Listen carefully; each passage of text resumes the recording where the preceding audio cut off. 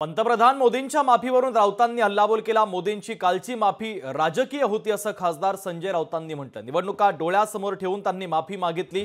महाविकास आघाडीच्या उद्याच्या आंदोलनात कोणताही बदल नाही असं राऊतांनी म्हटलेलं आहे। मोदींनी माफी मागितली असली तरी जोडे मारो कार्यक्रम होणारच। मोदींना खरंच दुःख होतं तर त्यांनी पुलवामा हल्ल्यानंतर माफी मागितली असती असं त्यांनी म्हटलेलं आहे।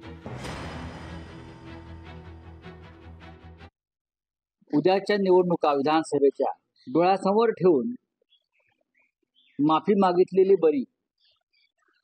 याच्यामध्ये फार मोठी छत्रपती शिवाजी महाराजांविषयीचं प्रेम, महाराष्ट्राविषयीचं प्रेम, आत्मीयता हे असण्याचं कारण नाही। पण माफी मागून जर प्रश्न सुटत असेल तर माफी मागून टाकावी असा सल्ला त्यांना या राज्यातल्या लोकांनी दिलेला दिसतो। प्रधानमंत्र्यांनी मागितलेली माफी ही पूर्णपणे राजकीय स्वरूपाची आहे, त्यातून सुटका करण्यासाठी या संकटातून। पण त्या माफीमुळे प्रश्न सुटत नाही। मोदींनी जरी माफी मागितली असली तरी उद्यापासून या राज्यभरात जो सरकारला जोडे मारण्याचा आंदोलनाचा कार्यक्रम आहे त्यात कोणताही बदल होणार नाही। 2 महिन्यांनी होणाऱ्या निवडणुका लक्षात घेऊन महाविकास आघाडीचे काही नेते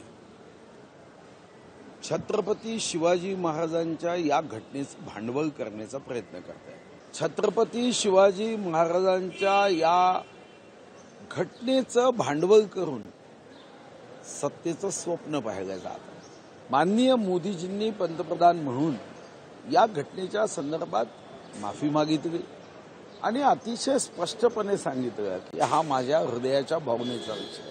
याच्या अगोदरही 8 ते घटना घडल्याबरोबर मला काही प्रश्न विचारले होते, त्यावेळेस उद्घाटक का करून गेले। हे बघा, मला राजकारण करायचं म्हणून मी करत नसतो। चुकला की मी सोडत नाही त्याला, मग तो कोणी असो। अरे उद्घाटन करून जाणाराचा काय दोष? इथं काम करणाराच नीट नाही।